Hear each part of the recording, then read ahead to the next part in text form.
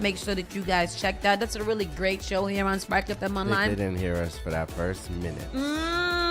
Sorry, baby. That's fine because I am good at starting over. Hold up. I'm glad you are, because I am not. Let's do it like this. Yes. Said I'm falling. I gotta figure out the words. Pull up this song, no. As I lay in my bed with my head to the ceiling. Say I'm drowning alone and I'm lost in my feelings. Big up everybody in Trinidad and Tobago. Right now, big up. No, I'm bigging them up, boy. Huh? What we bigging them up? Why we bigging them up? They having a good time. I'm jealous. Big them up because they're having a good time. That's why. I'm jealous. I'm jealous. I'm a hater. My therapy.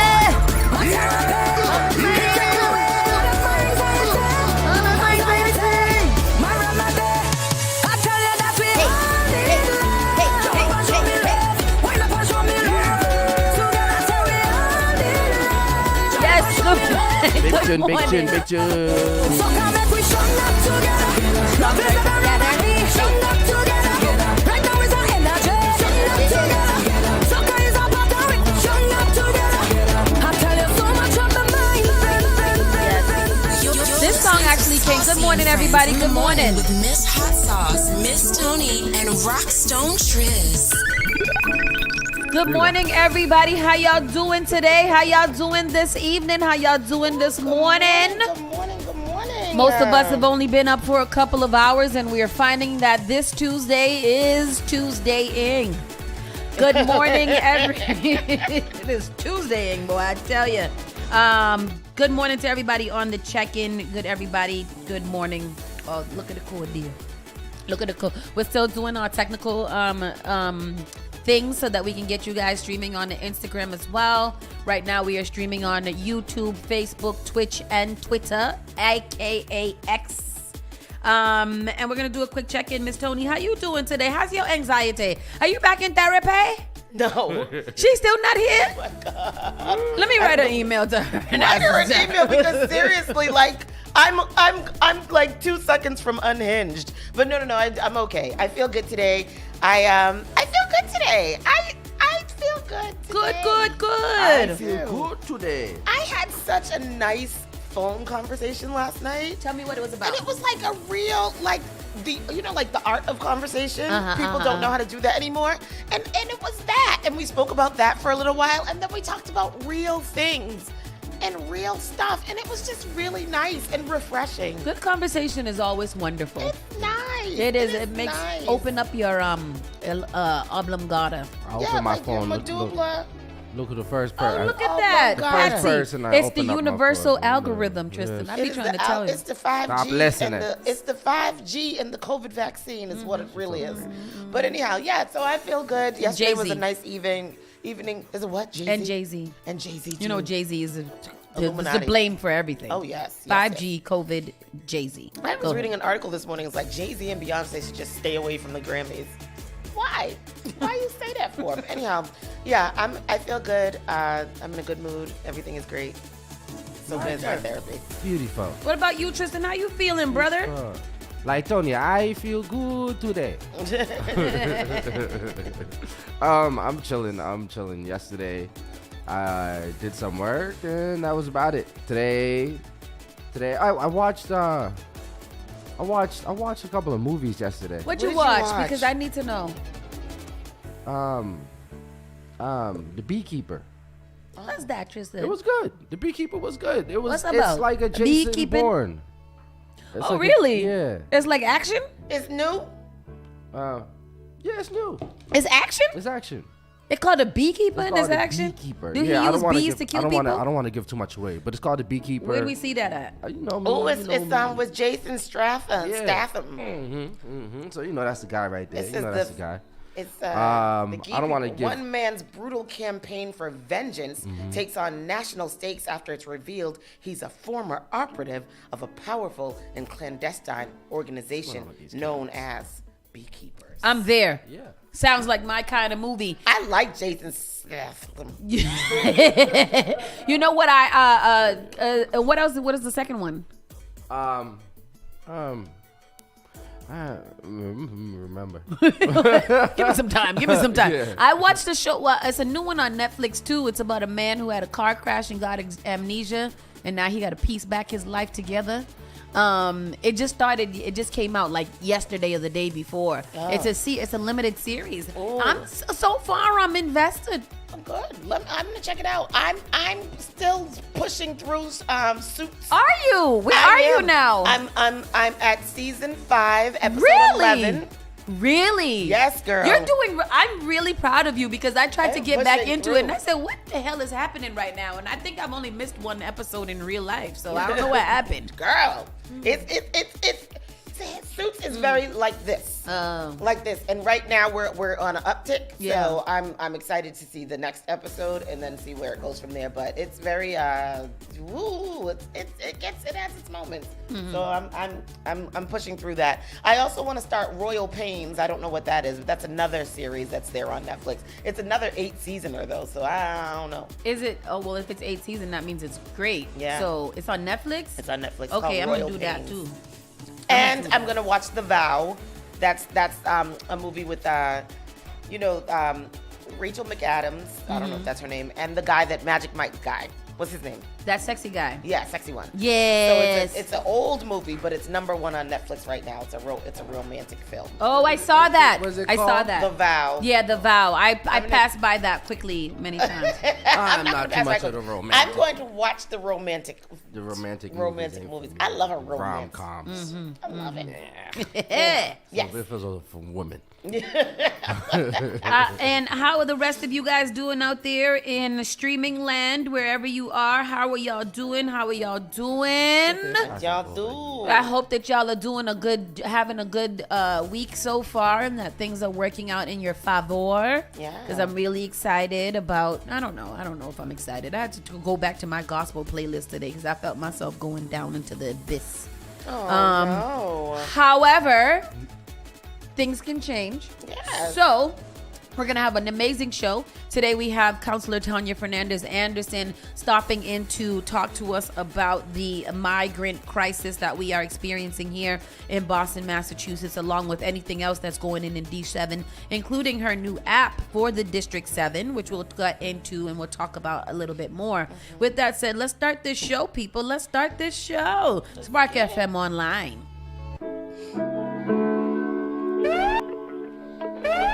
You're listening to Saucy and Friends in the morning with Miss Hot Sauce, Miss Tony, and Rockstone Triz. Yes. Hold on. The only thing that does matter is great music, and you will find it here. The all-new Spark FM. The all-new Spark FM. Spark FM. Log on to sparkfmonline.com. Call Spark FM at 617-272-3387. Oh, let's see what's going on here. I'm going to start with a feel-good story because of the fact that if you guys know me by now, you know why I'm going to start with this story because it's important to me as a person. Good morning. So we're going to start out with here. Animal shelter will open its doors on Valentine's Day for puppy cuddles. This is so cute.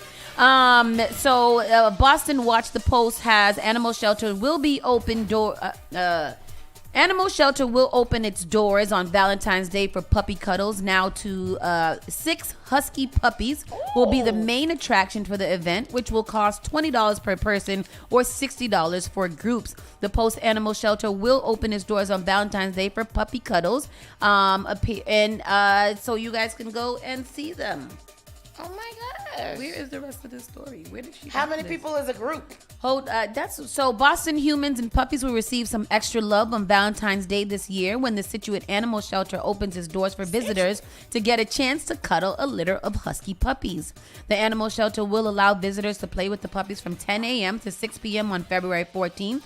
The cost is $20 per person or $60 for families or groups of up to 5 people. Oh, wow. A litter of six husky puppies, which the Situate Animal Shelter took on from Boston Animal Control in January 26th, will be the star of the show that Wednesday, but other dogs may be available for cuddling. Though it's unknown what happened to the puppies for them to be surrendered, the shelters knew that they had the manpower to take the youngsters in, and shelters marketing coordinator Lindsay Good said, puppies are super excited for people, and we know they'll find homes right away, but when they're too young to be adopted, it's a lot of work. So they will be opening their shelter for people who just want to come in and get a little cuddles. You couldn't wait. Cuddles. You couldn't wait to read Ooh, that I saw stuff. that one. I said, she must know me well. I know. She must know me I well. saw it and I was like, oh, here we go. I'm really excited. Like, the puppy is my therapy.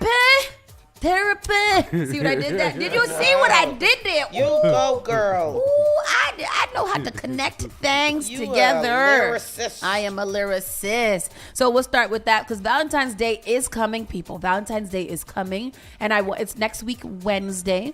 I want to know what. I want to know what y'all got planned. If you are doing something sexy and surprising for your loved one, let us know. You don't got to tell us. You could call in anonymous. If it's a good idea, maybe you want to lend it out to somebody else so that they can make their loved one happy. Something of the order, something of the sort. Tell us about your Valentine's Day plans, and we'll get into that a little bit later next week as well. I'll be going to see Luciano in concert with a Bob Marley birthday Luciano. Say tribute that. at the Chevalier Theater. Say that. Luciano, People, Yes, if you have been paying attention, read it one more time for the people in the back who ain't heard it, Miss Tony. Luciano in concert with Bob Marley Luciano birthday the tribute. best. Is today the birthday? Is today Bob Marley birthday? That's February 14th. No, the 14th. It comes, yeah. Oh, his birthday On his is. The birthday. movie comes yeah. out the day of the movie. I love him. And I will be going to see the movie as well. So February 14th, 8 p.m. in Medford at the Chevalier Theater. Tickets are available at chevaliertheater.com. Luciano in concert. If you love somebody, go in there. Rub a dub with Luciano real quick. Singing Yes. songs like "Sweet Over My Soul" and "It's Me Again, Ja." I saw Luciano in concert at the Avalon or one of those places. How you in, interrupt my singing like that? Oh, you was You singing? didn't like it? I thought you were crying, baby. You didn't like it.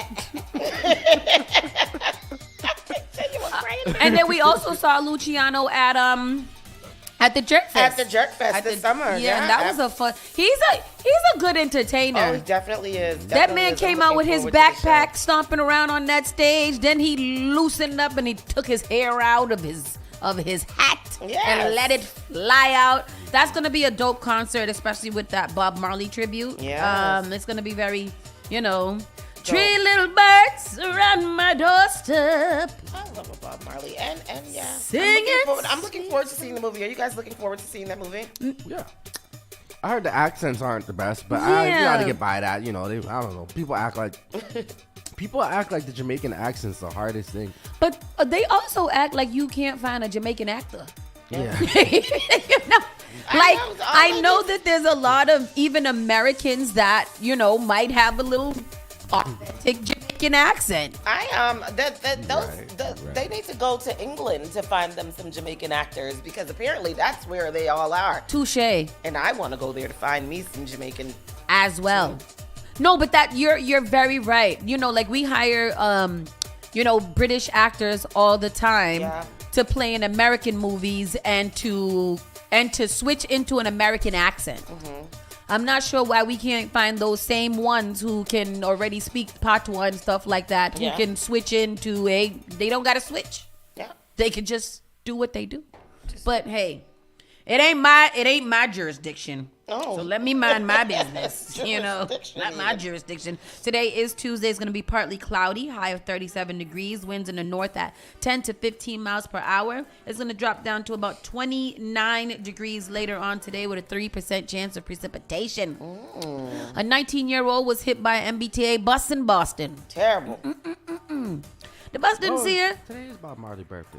It is today. It is today. Yeah. Happy birthday, Bob Marley! Bob Marley. I also thought that it was on Valentine's Day. I thought it was the day. I don't know. The movie came out, right? Yeah. My bad. I I thought so too. A pedestrian in Okay, I just know things. A pedestrian in Boston is expected to survive after being hit by an MBTA bus Monday night. Damn. Witnesses say the victim was conscious after the crash, which happened on Washington Street. Witnesses also identified the teen as a 19-year-old with special needs. They say he was leaving a gas station before trying to cross the busy street. The MBTA says the crash is being investigated. According to the MBTA Boston, the Forest Hills MBTA bus station is less than half a mile away, and many buses from several routes travel that stretch of Washington Street. So was it a hit and run? What did they not find it? I don't know. It couldn't have been a hit and run. Boston man pleads guilty to robbing for no, it's a different one. Yeah, but that's terrible. I don't want to get hit by a bus. No. That sounds like it hurts. It does. Like, it's not comfortable, you know? A woman was shot and wounded. A suspect arrested after a standoff in Danvers. So a woman standing off? She's crazy. A man has been arrested after a woman was shot at a mobile home park on Route 1 in Danvers Monday afternoon. The suspect also allegedly fired at officers who responded. The Essex County District Attorney identified the suspect as 62-year-old Joseph Hurley. 62. Investigators said that they received a 911 call from a woman who had been shot multiple times and escaped to a neighbor's trailer on Newberry Street. As officers approached the trailers, the suspect allegedly fired several rounds out the window towards the officers. Troopers shut down Route 1 for several hours. Male suspect is believed to be barricaded inside a trailer. A female shooting victim has been transported to a hospital. This is an ongoing situation. The public is asked to avoid this area, the police said yesterday. And SWAT teams filled the trailer park before breaking the man's window and flying a drone near it. Damn. Video from WBZ helicopter showed police leading the handcuffed suspect into a stretcher and into a waiting ambulance. The victim was taken out of a window of a trailer by police officers. She was taken to Beverly Hospital and later flighted to Boston Hospital. She is in critical but stable condition. Damn. And then she gonna go right to jail right after. That's terrible. Damn. Yeah, and look at my SWAT. Love the SWAT team. Love the SWAT. I'm definitely joining the SWAT team, and I don't care what anybody says. All right. They saved the day. I had this all wrong because I was like, where they find a trailer on Newberry Street? But this is not. That's it in Danvers. Yes. Yes.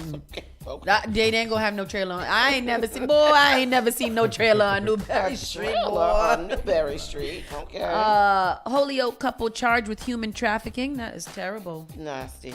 And Uber to lay off employees of mass alcohol delivery app. So, did you guys know that Drizzly was going down? Yes. Grizzly going down? Yeah, man. Oh, Yeah. Uber. Yeah. Uber took it over. Yeah. Now you can Oh, order they bought your it. drink from Uber. And they bought Drizzly? yeah. Oh, it's not I don't know if going they bought. down. Uber plans to lay off all of the employees of Drizzly. Oh, this is a different story.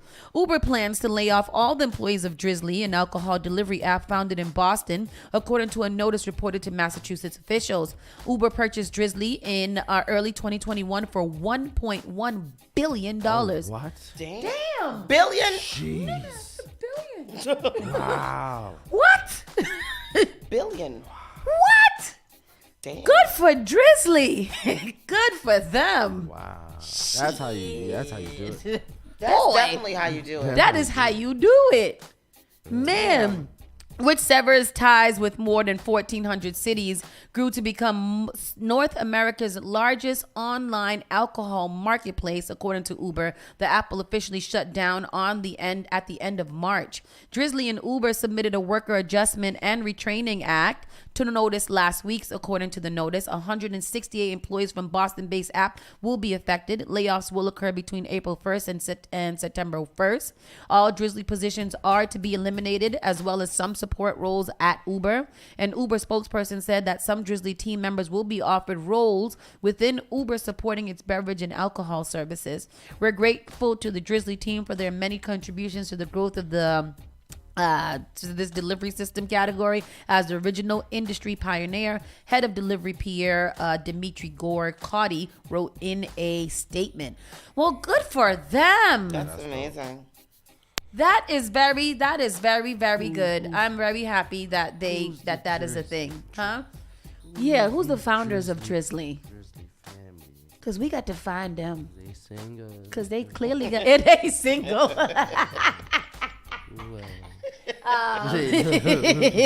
What the mother saying? Do they got a father or uncle? Anybody? What are they saying outside here? Black History Month. This black-owned bank is celebrating 100 years in Boston. Yes, this is our moment in Black history. Our moment in Black history. Well, this is not our official one, but this happened to be one of the stories that I just found, which was very good. Oh, wow! I'll tell you why this story is special too. An old building at the intersection of 20th Street and Fond du Lac Avenue in Milwaukee has a history of story as a history story of the neighborhood it represents. There was Walnut Way, there was Hayward Park, there was Bronzeville, blah blah blah blah blah. Founded on September 24th, 1924, again. Founded on September 24th, one of the greatest days in history, by Artie and Wilbur Haylard, Columbia Savings and Loan Association filled a big void. And now they are known as... Is this One United Bank? Because this is a very long article to get into this. This is a very Black history time. And this is who discovered this 100 Black open? Bank. Huh? It's still open. One United? This one you were reading about? No, I don't think so. We always hear about grandma has this mattress of money or just keeping money in a coffee can somewhere. It's because one day they went to the bank and they were told, no, you can't have your money.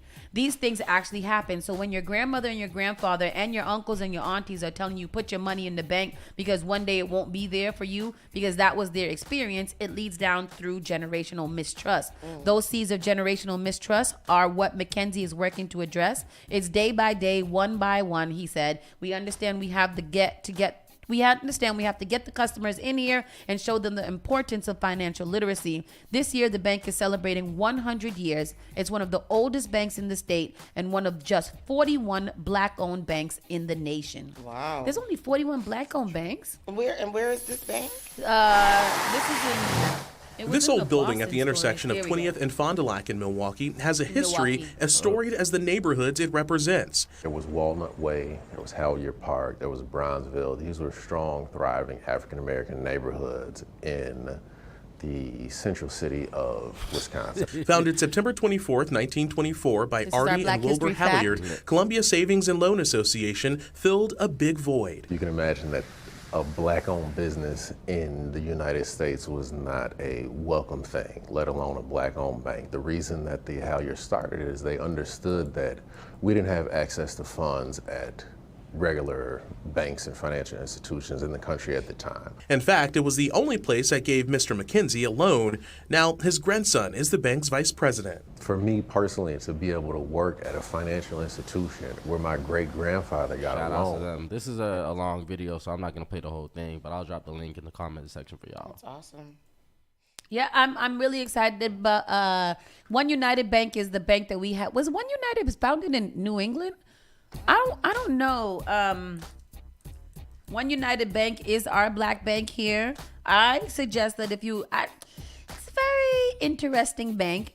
One United is the nation's largest black-owned bank, puts the power in your hands with a revolutionary AI-driven insights to empower your financial journey. I don't think that's completely true, but I do because this is antiquated, boy. One United Bank is an African-American owned and managed Massachusetts chartered trust company headquartered in Boston, Massachusetts. It is also registered by the Federal Deposit Insurance Corporation and certified as a community development financial institution by the United States Department of Treasury. I knew it had some ties in Boston in some way. If you guys have not, try to bank black as much as you can, and apply pressure when you bank with them to make sure that they're giving this community loans for homes and businesses and cars and all kinds of stuff. If you're going to bank with them, make sure that they offer you guys something. And you would hope that a black bank would do that. So make sure that y'all go down there and ask them for a little loan. Figure it out. And then none of the stories are moving me today. You're not moved? Yeah, I'm not moved at all. Yeah, I don't know what else is in here. So with that said, we're going to take we got another Boston outdoor dining to return in May. Oh, in May. Mm-hmm. Oh, good. North It's End. up in North End? It is what it looks like. They're But not of course, suing no more? I can't get the thing. That's terrible. I'll find the story for you guys, but we're going to take a little break and reset. We're going to bring Counselor Tania Fernandes Anderson in here so that we can start our discussion on the migrants and District 7 and what's going on, what are the plans, things that you guys need to know. Spark FM Online, #1 for urban and Caribbean music. We'll be right back. No doubt. You're listening to Saucy and Friends in the Morning with Miss Hot Sauce, Miss Tony, and Rockstone Triz. Let's start with the big question.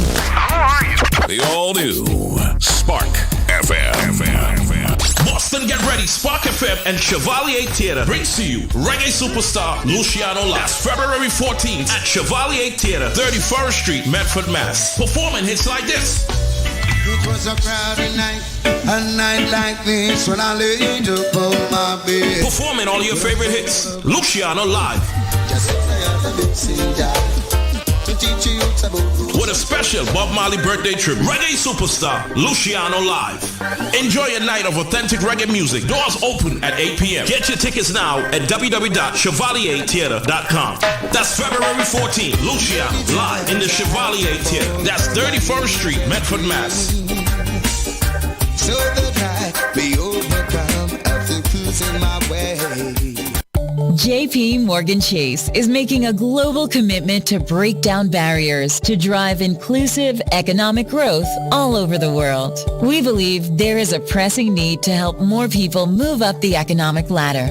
That is why we are investing in communities and people to create an economy that works for all, because no community should be left behind. Right here in Boston, we're focusing that work in Dorchester, Roxbury, and Mattapan, among other neighborhoods, on improving financial health. These efforts aim to address the key drivers of the racial wealth divide head-on. We're here to empower individuals, families, and small businesses by connecting them to the tools that build generational wealth and a long-lasting legacy. Chase is investing in Boston. Chase is investing in you. Visit us at the Mattapan branch at 1617 Blue Hill Avenue, where the team is waiting to help. Want to give your baby a head start? Get the best protection against flu and COVID-19. Because their immune system isn't fully developed at birth, babies need additional protection. When you get vaccinated while pregnant, it can keep you and your baby from getting sick. As they get older, this can result in more time in school and daycare for them, and more productive time at work for you. Vaccines are safe and effective for children as they grow. No matter where you are on your pregnancy journey, flu and COVID vaccines can boost your and your baby's natural defenses and protect your family.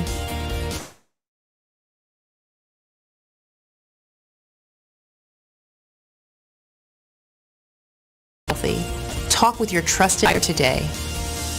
Brought to you by the Boston Public Health. Finally Home is a must-read step-by-step guide that will equip any first-time home buyer with the knowledge they need to confidently make informed decisions. This book provides answers in simple and clear terms to most, if not all, of the questions you may have about credit, home ownership, and generational wealth. Finally Home equips the reader with the confidence to be engaged with the home buying process without feeling vulnerable or exploited. Tailor-Made Real Estate Easy is not just a catchy hashtag. It is real estate agent and radio personality Taylor Andre's goal. A goal to simplify one of the most challenging processes you will go through as an adult. A goal to educate you properly on credit and teach you the strategies to finding the home of your dream. It is not just a good book or an easy read. It is the secret to a seamless home buying experience.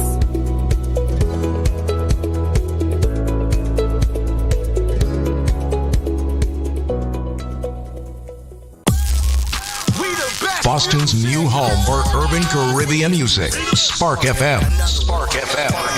Playing all your favorite hits from reggae. Spark FM. If you no mess with the way you are gonna see a million. We Shotty gon' go long just like the Hammers. Spark FM. I know that life is not easy. No say we are for win, yeah. Walk with the camera like Jesus. Soca. Hip hop. Yeah, we on and we going crazy. R&B. We knew you could do damage. You could do damage. Afrobeats and much more. Spark FM. Spark FM. I just wanna kick this shit off by saying y'all. I ain't gotta clear my name on a mother thing. Every time I get mentioned, one of y'all get 24 hours.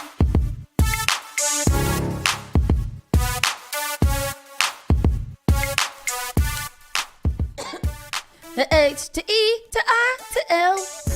I don't know if those are the letters to H it. to E to I to L. I don't think What's that's that? how the song goes. What the hell? What's that? Which was he saying? Sound like some kind of Nazi Let me something. talk you about. Crazy. Let me know There you go. There me. you got it. You got it. Should have That's been the one. a young boy, want you? That's Can do. Okay, I don't know. Oh. I don't.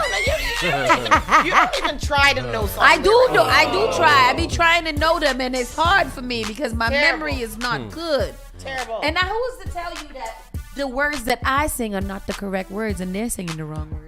Everybody knows. What you doing? What you doing? If they Google it, they know.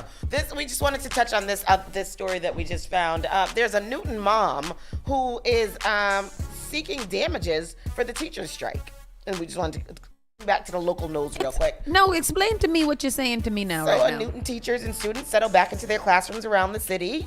One parent is asking the judge to award damages to her family and others. Lital Asher Dotan, a Newton mother who recently spoke out publicly against the Newton Teachers Association, has filed a motion in Middlesex Superior Court on behalf of herself and her children, asking that Newton families be considered for compensation after the 2-week strike. Oh.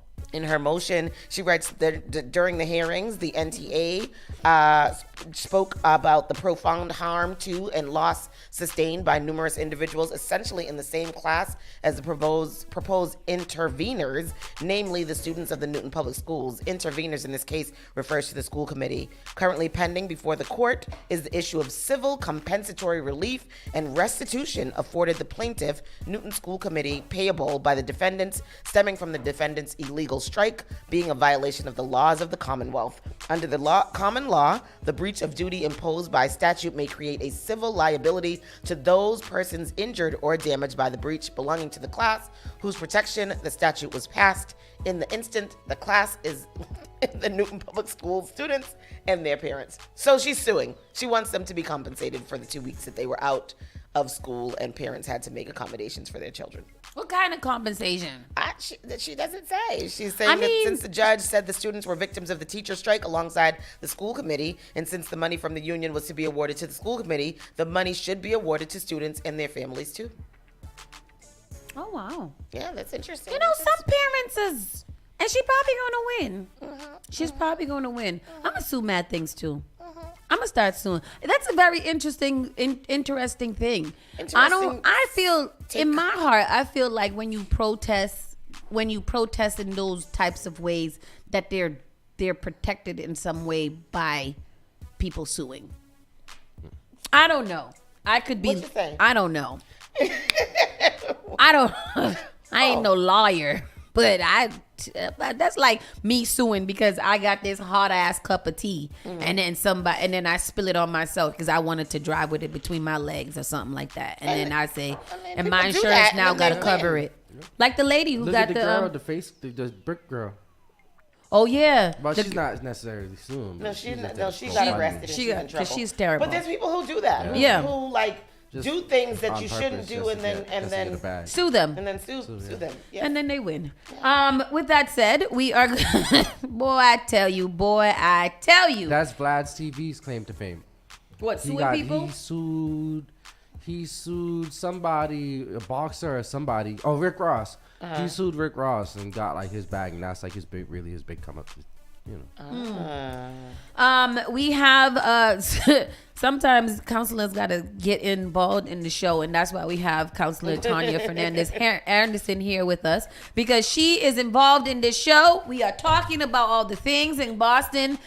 Hearing this about Newton, we have been doing a lot of comparison to Newton and Roxbury in the last couple of days, with just how they have proceeded with their issues and how we have.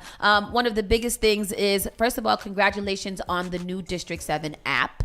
That's what we're going to start off with. Can you tell us a little bit? Welcome to the show. Welcome back to Spark FM. And thank you for always making time to come in here and talk to this audience about what's going on in the community. These are the things that we really do appreciate, and I know the community does too. So with that said, tell us about the new D7 app.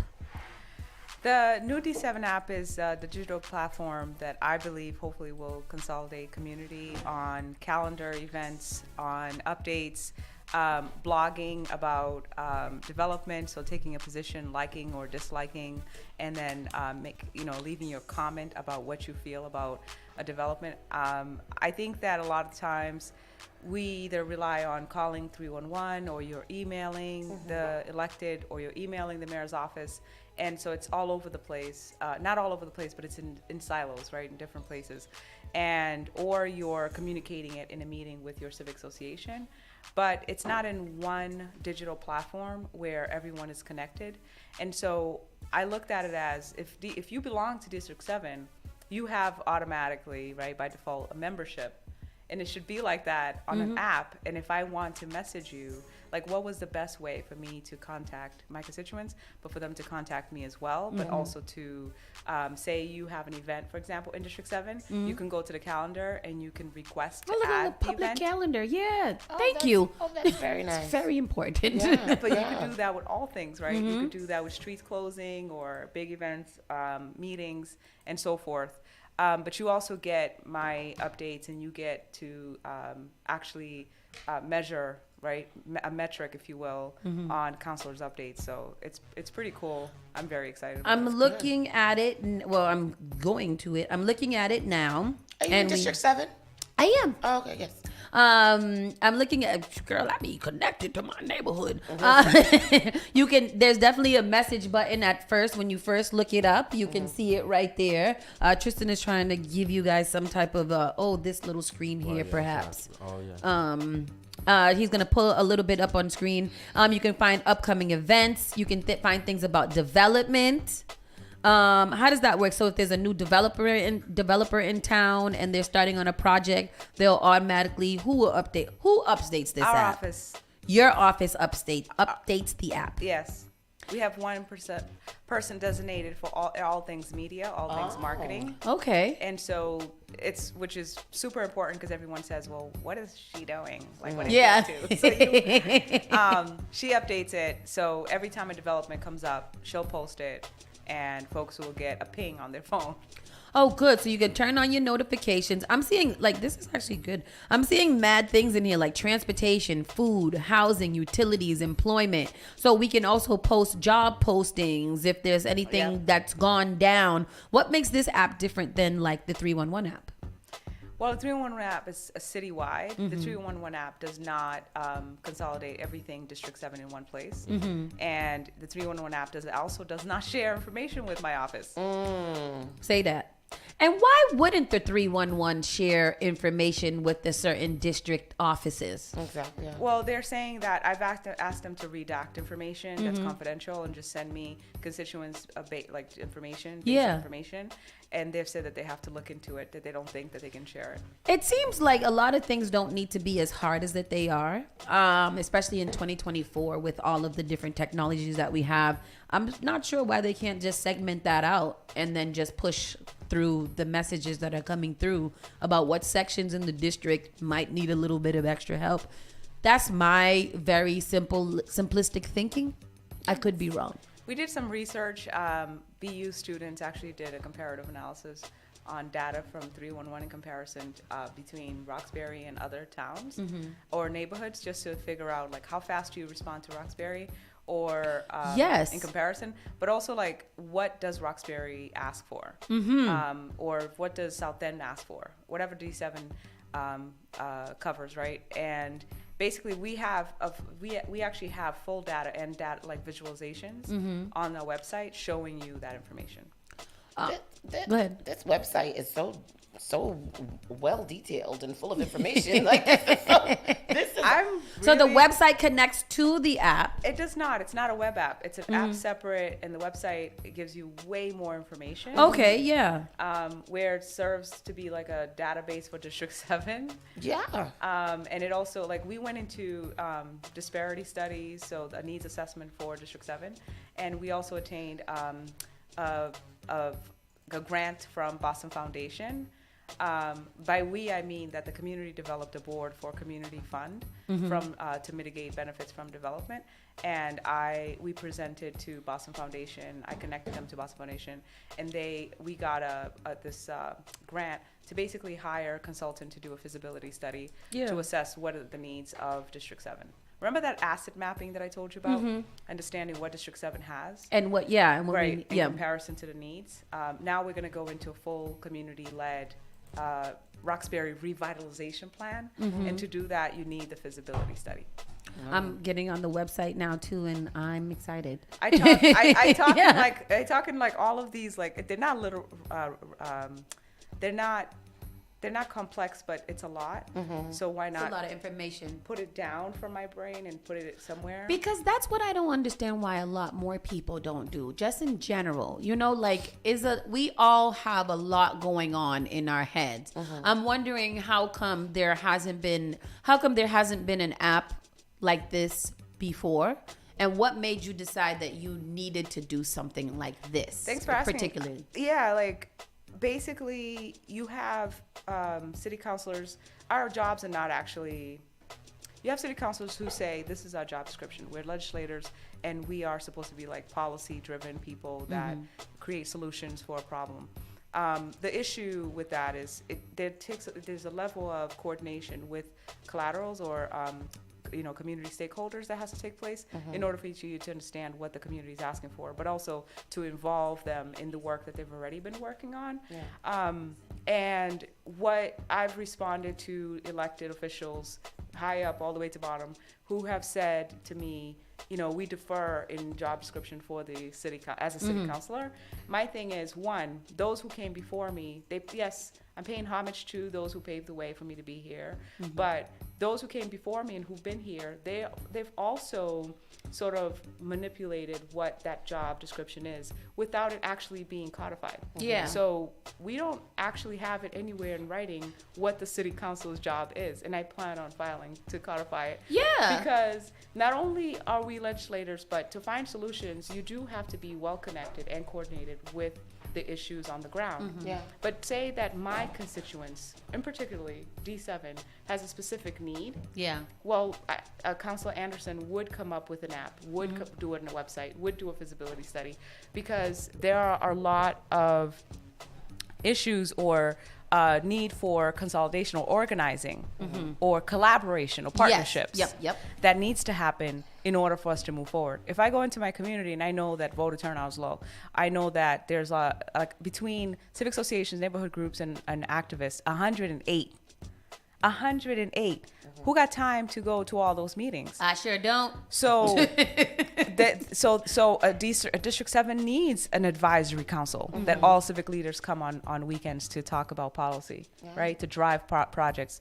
A District 7 needs projects because we need to study the need. A District 7 needs this level of platform and access in order for people to be organized to advocate for their needs. Go ahead. So, to get into it, piggybacking on a lot of what you just said, District 7 does have a lot of needs. And we know that District 7 has also been very much in the news lately for a lot of things going on. So I want to first commend you because your job is very hard right now. And you're out there, pounding the pavement, doing the work. So you when we were talking prior to getting on air, you said something about a lot of people are saying that District 7 is being used as a scapegoat or as a I don't know for what's to come. Like we're being used right now to like walk on District 7's back to all the changes that are starting to come in. Can we get into what's going on? The pharmacies are closing. Of course the news is that the rec center has been taken over by the migrants. Like, these are the things that are starting to come about, and it seems like those things are like heavy in the news. We were getting into like the streets, just what the streets look like over there and all of these things, and how District 7 needs, and it seems like we're being piled onto. It's been the opinion of a lot of our listeners, and even myself, that like this is one of the poorest communities in Boston, and now we're taking on the brunt. It seems like they're robbing from the poorer to give to the poor. This is not what Robin Hood wanted. Right. And so, like, what are we doing here? What's going on? Yeah. About that. Or from your perspective, Yes. as the counselor in that district who is literally riddled with a lot of different responsibility at the same time. What's it look like? Yeah. And this is a safe space. Yes. Whatever that means. Televised and broadcasted. Whatever that means for us. Televised and It's going to stay right here between us. You are going on record. So there are... Roxbury in particular, and I'll speak about Roxbury because we know that it's different from South End or Fenway. Roxbury in particular, and it was once South End, once Beacon Hill, right? That was all black neighborhoods. Roxbury is the most historically disenfranchised neighborhood in Boston. Absolutely. Currently one of the poorest, right? Yeah. There's arguments about between Mattapan and Roxbury, which one. And I think that, I know that there are issues from top to bottom. So you're talking about infrastructure, real investments in our social determinants of health, street improvements to heat island, to commercial displacement, to housing displacement, and so forth. You're still going, huh? Food insecurity. Just right here in Roxbury, boy, I tell you. I feel like it's about to be a wrap. Sorry. And so when you see people are exhausted, when you see a neighborhood that sometimes they all come to meetings and they're all out and they're all coming, and then when you say, okay, let's organize and let's let the mayor know, it's not necessarily that folks are not being respected because they don't vote. People are tired. People are exacerbated, and I think that some systems rely on people being burnt out. Yeah. And so less about what's happening because they're going to continue to implement or propose projects that community is going to disagree with, but more about community engagement and how that's ineffective. The majority of constituents in D7 complain about community engagement not being effective. Yes. And that they are not feeling heard. You go into meetings, I have recordings after recordings after recordings, and I record on my end, and I put it on the website, by the way. So when I do listening sessions, they're recorded on the website. And so I have on record surveys, our own surveys that we do, that business owners, out of 113 businesses on Blue Hill Ave that we surveyed, about 80% of them, and I have the actual numbers, actual address, and names of people that said, didn't even know this was happening. And you also have, the majority saying, we want it to be rebuilt, but we don't want the middle lane. Then you have O'Brien, same issue, where folks are like, why are you moving the school? This obviously disenfranchises Roxbury. This obviously is not a good thing. And then you have Walgreens.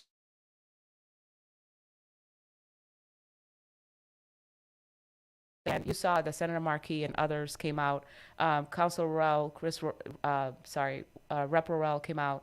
And we're all pushing against and saying, how do we proactively talk about pharmacy deserts and how that's, how did it get? It was very interesting too. Like, how did we get to like a pharmacy desert? Yeah. Like, there was no indication before that maybe these are out of sight, out of mind. You know that they're there, so you don't really think about it. But if we thought about it, in that area, the majority of the pharmacies are all Walgreens, besides like a CVS somewhere No. Nope, there's not. All our Walgreens. I think it's corporate greed. I think they're following the money. Capitalism. You know, like we capitalize. Walgreens capitalized on this neighborhood. So to the point where when they were ready to be out, they just stripped the neighborhood of everything without any responsibility for the neighborhoods in which they served, and that's crazy. Compare the lack of access that folks have and Walgreens saying, they can get delivery or whatever. You know, we've made our money, now we can move, right?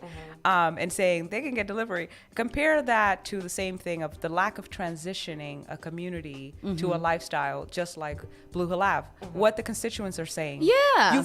You have not done enough as a city to transition us from, you know, riding our bikes, driving our cars, to pick up our moms and dropping off food for our sick grandma and picking up my kid. I don't have that flexibility of working at home, right? And coming out on my gentrified porch and play my little whatever tic-tac, I don't know what they play. But the point is that you don't have the luxury of that flexibility, and the programs have not proven to actually shift people from their cars to transient or just to bike riders. So that lifestyle does not exist for the marginalized community, for us right now. And I think that's what the city needs to hear, or at least listen to. It's it seems to us too that sometimes when these things are happening, the decisions are already made, especially in terms of if we go right into migrants and their families. The decisions are made prior to really kind of talking about it. We were able to tune in for a very, very short time a couple of weeks ago when you and Rep. China Tyler had a Zoom meeting. And we were at a fundraising event, so we couldn't sit in. But can you tell us a little bit more about what you guys heard from the community when it came to, you know, like these different issues? Because I know that you might go into a subject about migrant housing and then it ends up getting turned around to Walgreens or bike lanes or anything like that, because everybody's, you know, inconveniences are not monolithic, I guess. So everybody is kind of just chiming in and trying to get as much of their voices heard as possible. So what did you guys hear on that phone call from the community, and how are they feeling about these things that are going on, in particularly Walgreens and the migrant housings? I think that I'm very proud of Roxbury for coming out in the listening session to voicing. A lot of people on that call, There were close to, I counted at top 270 people, including media. I heard two messages. One, that it is very real that there is a situation, there's a crisis, and that these people are our people and that we want to help. But that there were other options, and why weren't those options explored? And why was the responsibility coming to a place that's already disinvested? Say that. And so we were hearing that from constituents, and I think that let me be very clear. I don't know that the decision was made or was not made. From my perspective, I believe that the governor was very candid. She was very straightforward. She was very transparent. She said, I've asked other government entities to help me with other facilities that I don't have jurisdiction over. And they have disagreed. They do not want to offer up those facilities. I have no option but to go into what the state owns to go to do this. And so when someone says their hands are tied, it does sound like the decision's been made. So to me, it's not like she wasn't saying the decision was made. It was more like, at the least that I can do at this very moment, making this hard decision, is to go out to the community and deliver and talk and say, tell me what you feel about this, but I'm telling you my hands are tied. That's what I heard. It's what I kind of heard too, but it's not, just because I heard it, I don't believe it. Feel it. Yeah, I don't feel it.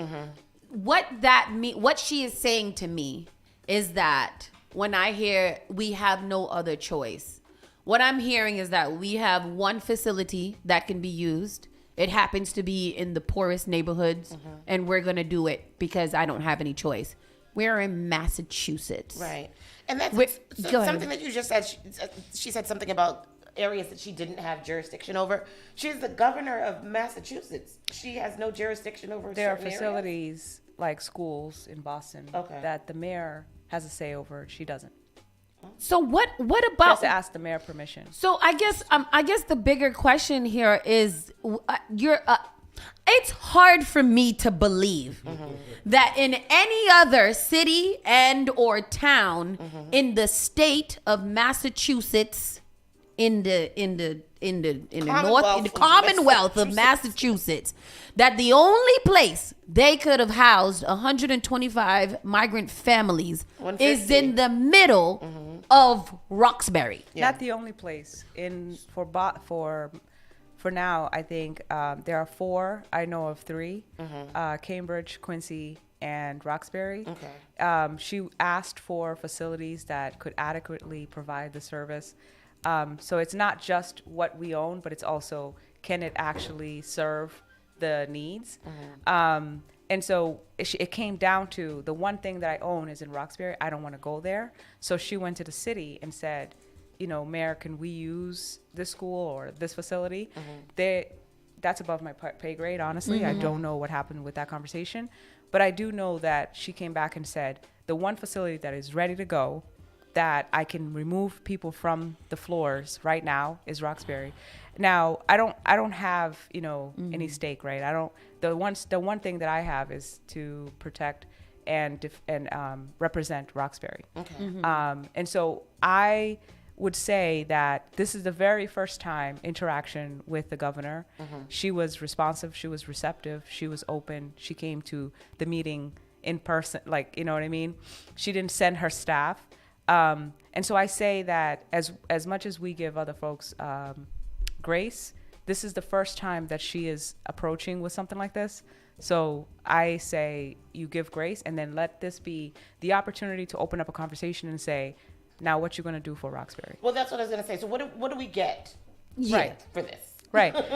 So now the conversation is open, and we are going to be meeting with the governor and hopefully collaborating as well with the mayor. The mayor has a lot of projects that obviously present a lot of contention in the community, and folks are saying Roxbury keeps getting dumped on, right? Or you keep taking things out that we need. And then the governor comes and does this one thing on top of all these other things that the city is already doing.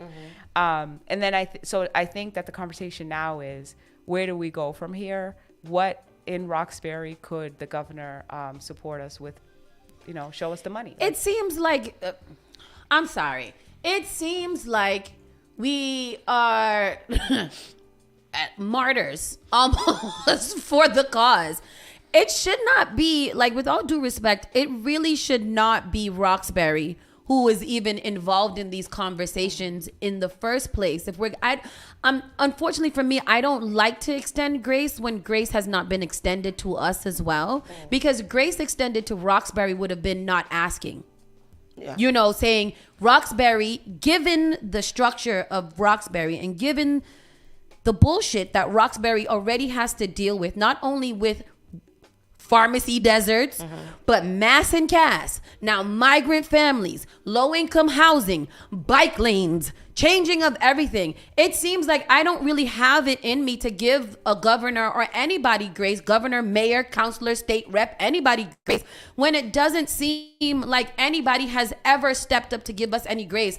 And to even the question of what we gonna do, what we gonna get after. We've been asking for what we're going to get after prior to having to ask for what we're going to get after. We've been asking for, a rejuvenation of our community centers. We've been asking them to fix the damn swimming pools. We've been asking them for so many things in Roxbury. Now they're saying, oh yeah, I know that you guys been asking for all these things, but we're not going to fix them. However, can you guys let us use one of the only facilities that you guys have left to engage these kids so they can stay off the street? We're going to use that. And then after, whatever we have left, then you guys maybe can get some of the things that you were asking us to do rectified. I just seem like it's an ass backwards It is not equity. This is not equality. This is, you do this for us and we might do this for you. That's why it's important for constituents to understand how the budget works. Yes. For example, during the time that I was chair of Ways and Means, I advocated for a whole lot. You heard me go at it with the administration. You heard me say more. Yeah. And I've heard this from someone in the city that with Roxbury or with Councilor Anderson, it's like, it's never enough. And I said, it isn't.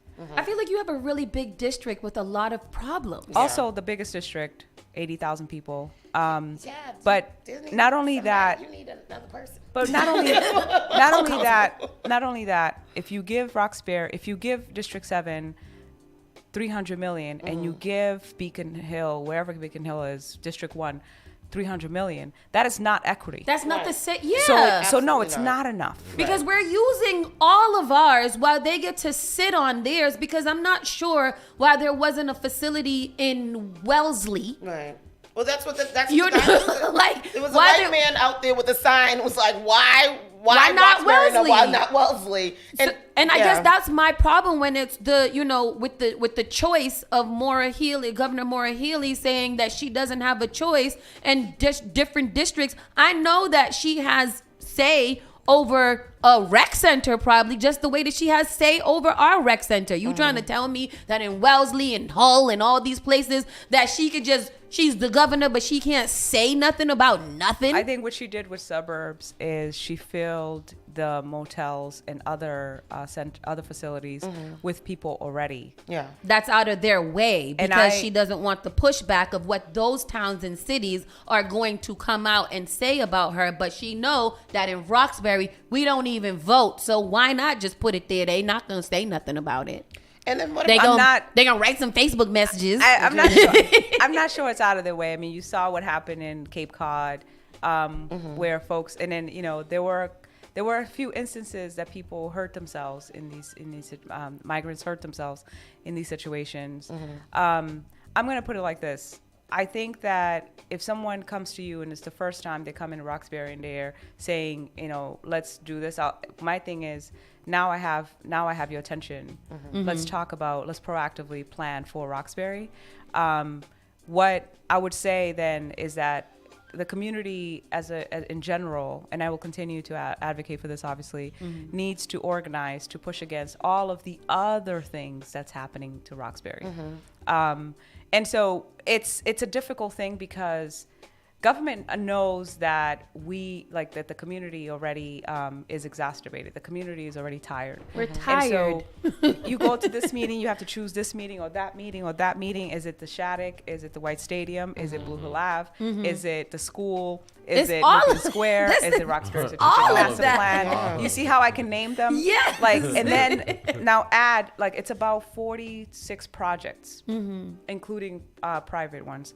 And so these civic association leaders, and then, we got to get the young folks to integrate, to go into the civic associations so we can get them involved. And I'm not putting the onus on just us, but I'm saying that this should be a calling for us to organize and get more reactive or responsive to whatever the city or the state is doing. When the money, if we say, oh, where's the money? What have you done for us lately or something like that?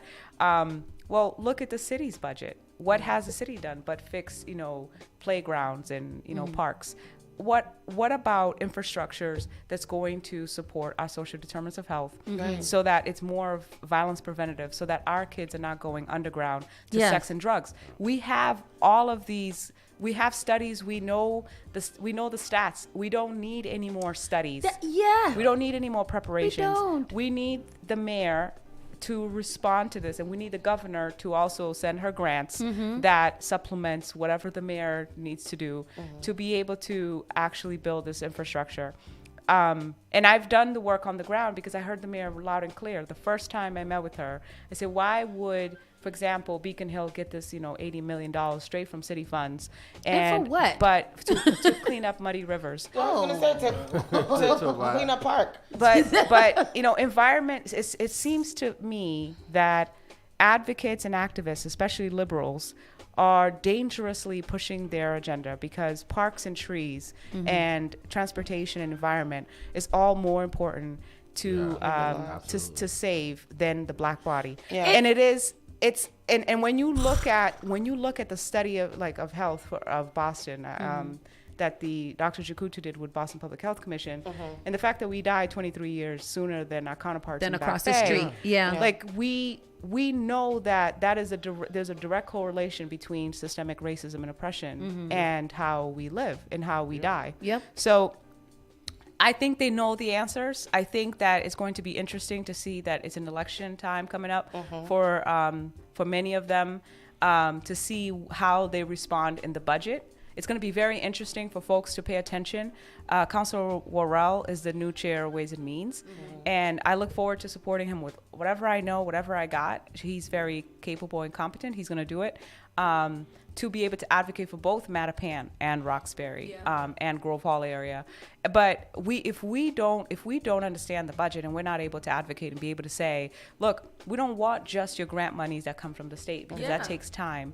Or we don't want just your bonds money, because that takes time. We want direct city cash, just like you're able to take direct ARPA money and do revitalize downtown.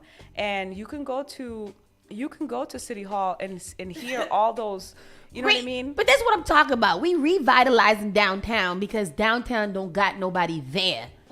So instead of revitalizing Roxbury and putting, some of the stuff downtown, and all those empty buildings that probably got a little shower space, and that these migrant families could have a little closed door privacy or something like that. Again, we take the brunt of it, and it was like, put them down to Roxbury.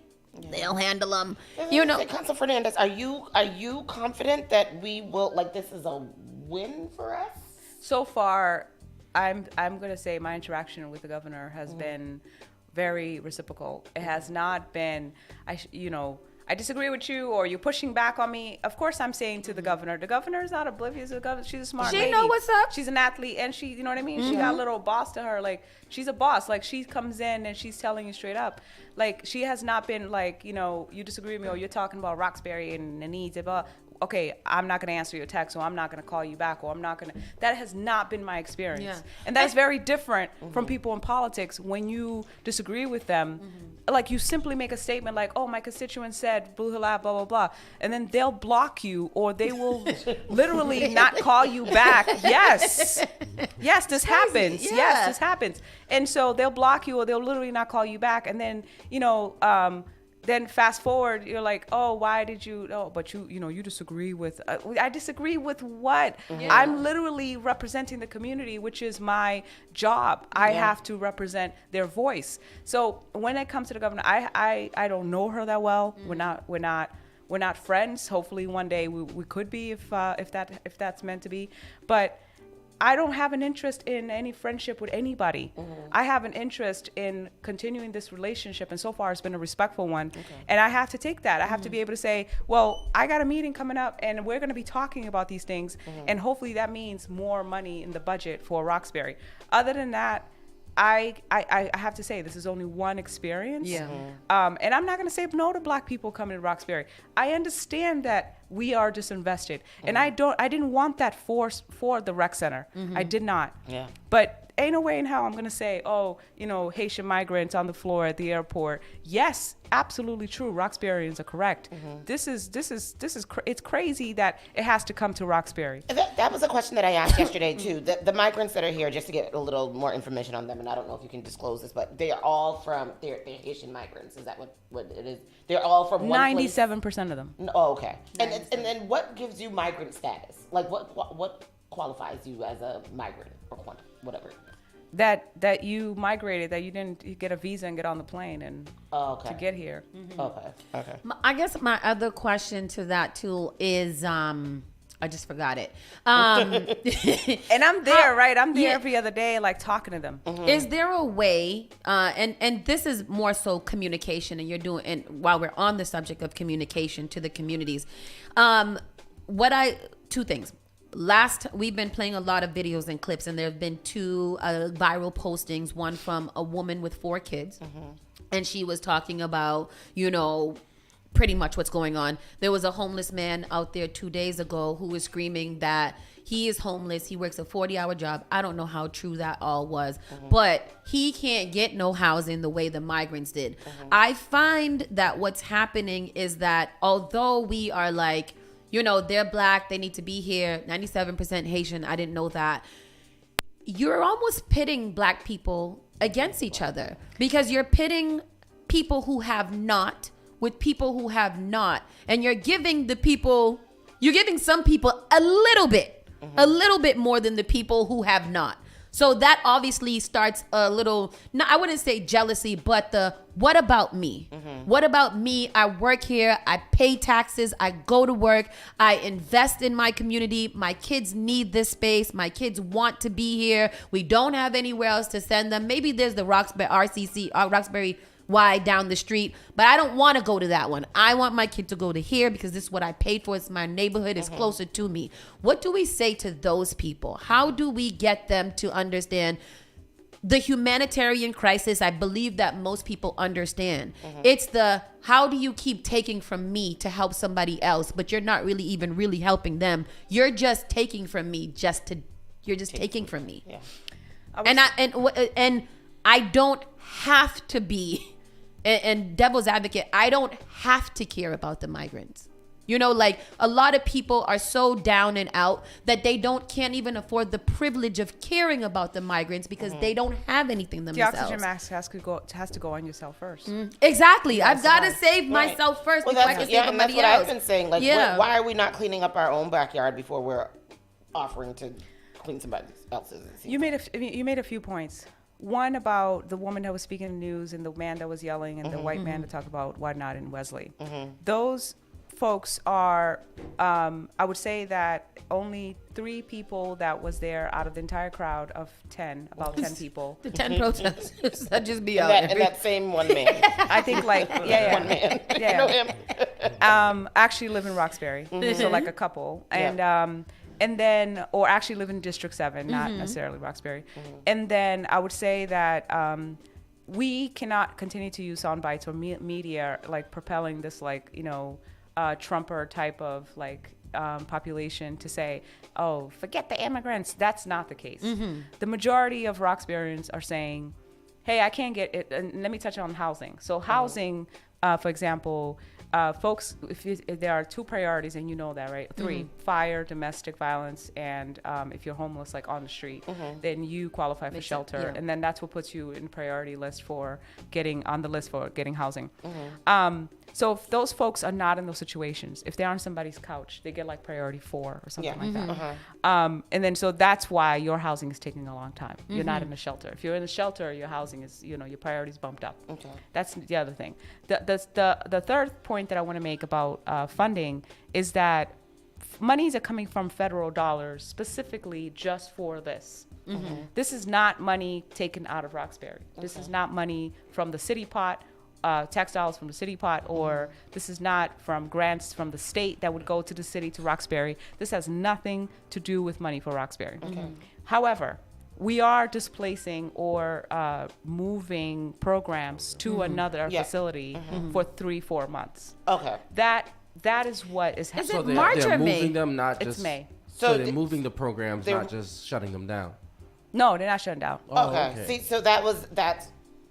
There we go. You just clarified. That was right, because that's what it was. It was like we're closing this facility. This facility was being used for the youth and for the elderly. They have no place to go is basically what the story, the narrative has been.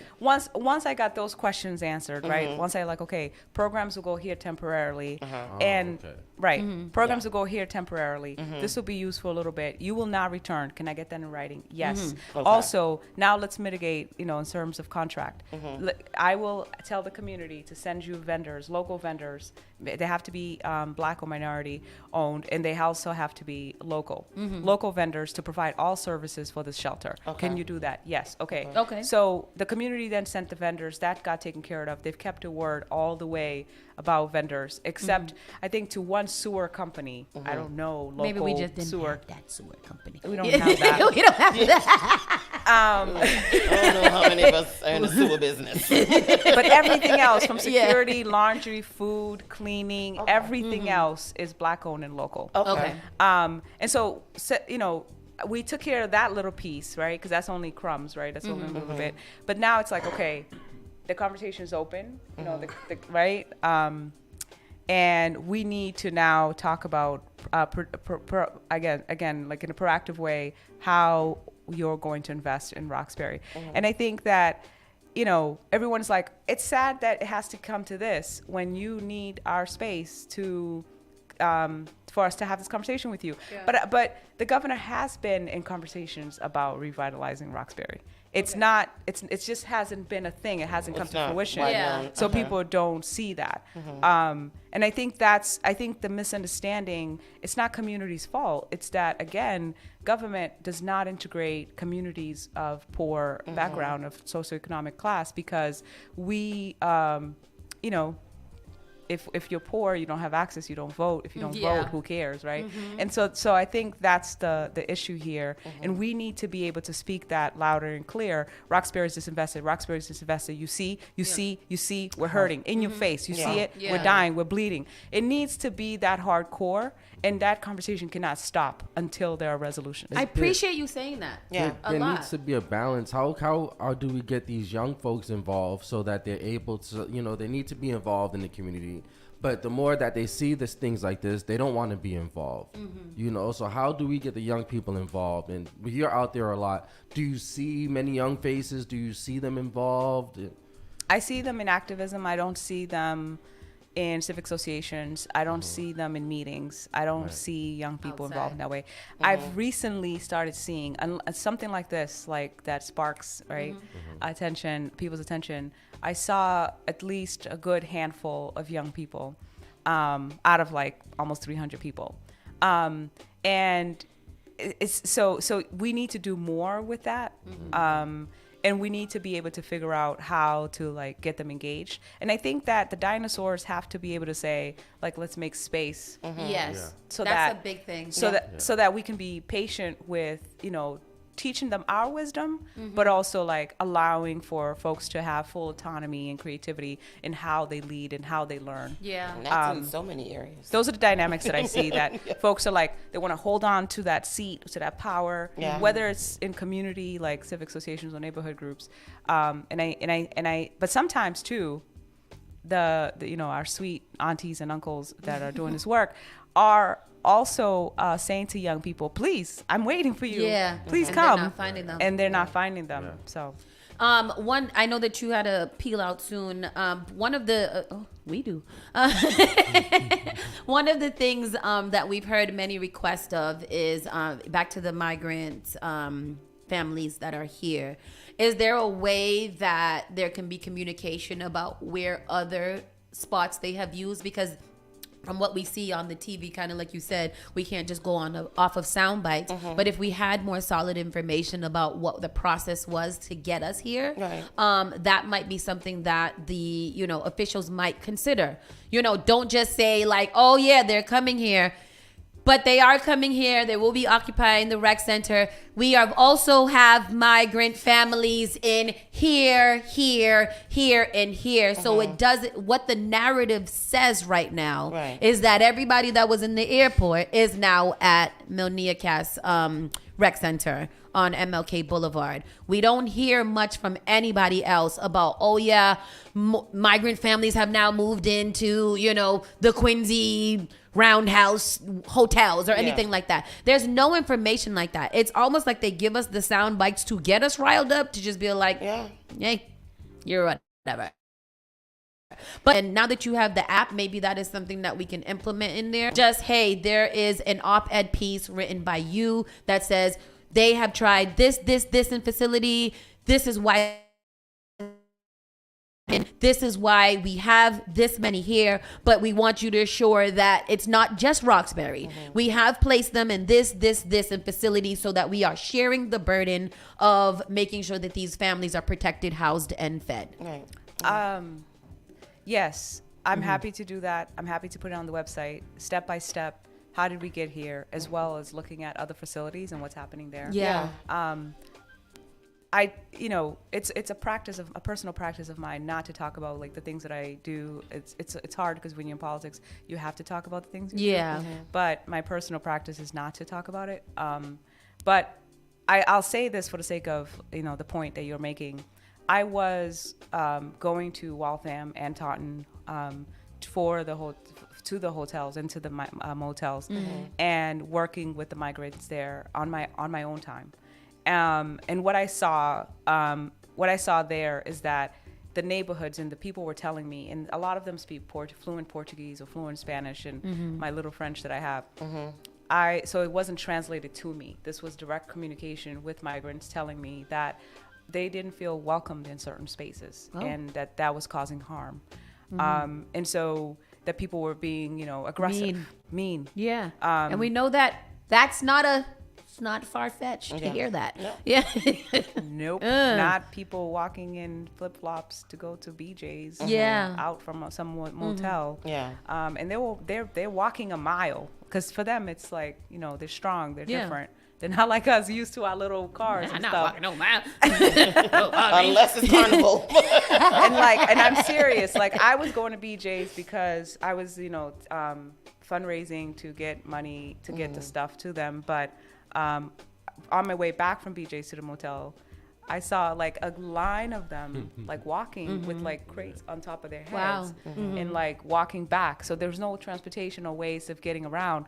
And, being local doesn't mean that they're not going to stay there, but it means that now they're getting accustomed to a town that is more welcoming. And shout out to my people in Roxbury. Continue to advocate about everything that Roxbury needs, and I am on your side with that. But the two can coexist, is that Roxbury people clearly and loudly voiced their concerns for the disinvestment in Roxbury, but also said open-heartedly that we care and we want to help our own people. And so I heard that loud and clear. So, well, that is more than we've heard. Yeah. So that, I'm not saying that makes everything right, but I do appreciate you giving a lot more insight. Absolutely. And a lot more context and layers to what we have seen, because most of us, Spark FM, we do the job to dig a little deeper.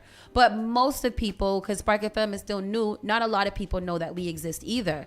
But for most people, they get their news from mainstream media that is just going to give us the sound bites. I've seen, the Republicans and the Fox News, they're all over this. A place called a place called Roxbury. This is the news that a lot of us are receiving because we don't know about different platforms like Spark FM or some of the other ones that, really get down to community business. So again, I really do appreciate your communication. I like to share light that I will be putting a survey out for folks to tell me about everything that they think Roxbury needs. Yes. But also on the other side, I'm getting a lot, and I mean a lot of emails, even from students, kids in school. O'Brien students were like, we're organizing, we want to come volunteer and play with the kids. Yeah. We want to run errands for them, or we want to teach them how to use the transportation. A lot of Highland Park, which is across from that rec center. Shout out to Highland Park constituents, and as well as all around the rec center, over there by St. Joseph's and all these other people. Yeah. They've been emailing me, how can we donate? How can we bring food? How can we bring clothes? People want to help, but people are also like, yeah, but you're not gonna catch me twice. Like we're going to help this time. Help. Yeah. We're going to help, and Black folk, we always help, right? We breastfeed people's kids and stuff. We do that. Yeah. Hello. And so I think that I want folks not to forget who I am in my position in everything Black and everything Roxbury or everything B7. But for my white counterparts as well, like I am here and I always prioritize the most vulnerable people. And so I continue to ask you for grace for me because I'm not being silent. I've been at the forefront and you definitely ain't shy. And I definitely ain't shy. I can be timid because I'm an introvert, but I've asked folks to just remember, like, be patient with me with this, because it's a delicate situation, but it's certainly an opportunity that I am definitely seizing. I'm definitely going to be on top of to make sure that that government invests in Roxbury. And use us to get your communications out. We like to tell you guys that all the time. Please, we are begging for the communication to be able to get out to people. I got the app, so I'll be looking and trying to find news from that too. So, tell all your little councilor friends and your governor and your mayor and all them, just, use us. This is why we're here. And if there needs to be communication that goes out to the community, we can help with that. And we want to make sure, I don't know, I've been thinking about all kinds of stuff to try to get the community more actively engaged in registering to vote. And not even registering to vote, to actually go vote. Because we have mad registered voters. Yeah. They don't vote. So we do need to figure out a way to make voting a little bit more sexy, so that people can actually understand what this means. Because the people in Newton and Wellesley and Hull and all of them, they are voting. They outside voting. We got to get our voting on too, so that these will be more of our choices than, something that we can finagle with. But I trust you, Tanya. If I had to, that means a lot to me. That means a lot to me. Even though, it's a lot. We can't just go and hide and say, oh, that decision wasn't mine and it is what it is, or whatever, right? Like, okay, well, what opportunity does this present, and how can we move forward? Long game. Because if the decision's been made and it's obviously outside of my jurisdiction, then how can we work with, the decision makers to make decisions? So I would say, thank you so much, because that means a lot to me. I don't take that lightly. That's a lot of pressure, girl. No. I know. Your trust comes with counsel, because it's heavy. It's heavy. Yeah. I know. I can feel it. But I would just, one tip I would say, please, to everyone listening, please use your emails. You are documenting something in a legal platform. It's government. Yeah. You're emailing me. It's not only foiable. You can right now ask for anybody's emails on any topic, and they have to give it to you. Yeah. Everything is public. So email me. State your position on every single thing in District 7 or in your district. Make sure it doesn't have to be fancy. It just needs to say, I am against blah, blah, blah, or I am for blah, blah, blah. This is what an organized community does really well. Yeah. They email.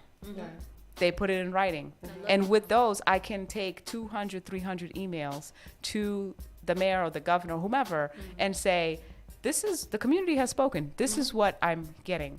But I can't do that if we ain't writing emails. Say that. I'll say it for you. Everybody got to start writing emails. She said it don't even got to be long. You can write a couple of sentences as long as it's on a page. Listen, and plug in ChatGPT and tell ChatGPT, write an email to say that I am in opposition of 100 whatever project, and also say that I don't like that they don't have trees, and also say they need to put more money in Roxbury. But also say, Councilor Anderson, you suck. Whatever it is, say it like you say it. ChatGPT gets it, and they polish it up for you if that's what you're worried about. Because honestly, it doesn't matter as long as it's in writing. But if that's what you're worried about, put it in, and they'll give you a beautiful paragraph, and you can send it. Do it there first. I don't even take it off my tabs. Then you can go to Facebook and complain. Yes. Go complain there first. Right. And then go to Facebook and say, I wrote an email, and now I'm writing. Now I'm tagging the counselors. Do all of it. You can do it all in one chain. You could cut and paste your ChatGPT email into Facebook and start a conversation, get engaged, So, again, Councilor Anderson, thank you so much for being here and answering some hard-hitting questions.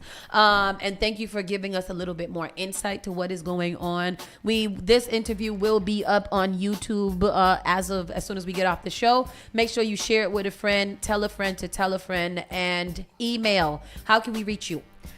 Subscribe to the newsletter. Call me at the office, 617-635-3510, or email me, tania.anderson@boston.gov, or go to the website, Boston District numeric 7, bostondistrict7.com, or download the Boston District 7 app. Yes. You can message me directly on the app, or you can email me, or you can go on the website and email me. There are so many platforms at this point, but it all leads to one thing, my direct email. I answer them personally. So once you do that, you can also subscribe to the newsletter either by way of the website or the app. And you keep up with all of the updates, keep up with the meetings. We have listening sessions. I actually facilitate them myself every single week, and they're on different things. Civics, budget. The 8th, which is what's the 8th? Friday. 2 days from now, Thursday. The 8th, I am facilitating a budget workshop on municipal budget. So please join. Contact me if you need the information. The link, it's on all social media. Tania numeric 4 D, the letter D, numeric 7, Tania 4D7. All social media platforms. Make sure that you stay update, and if you can't, it's all good, because we record the entire thing and then we put it on the website. Amen. So it ain't no excuse. There's no excuse about why you can't get your voices heard. With that said, we got to slide to the side because Bobby Steels is up next with the Bobby Steels Show from 11 to 1 p.m. He'll get you through your lunch and the afternoon. Yes. Keep it locked right here. Spark FM Online, Saucy and Friends in the Morning. Rockstone Triz, Miss Tony B. Knowin, and Hot Sauce. See you guys tomorrow. You're listening to Saucy and Friends in the Morning with Miss Hot Sauce, Miss Tony, and Rockstone Triz.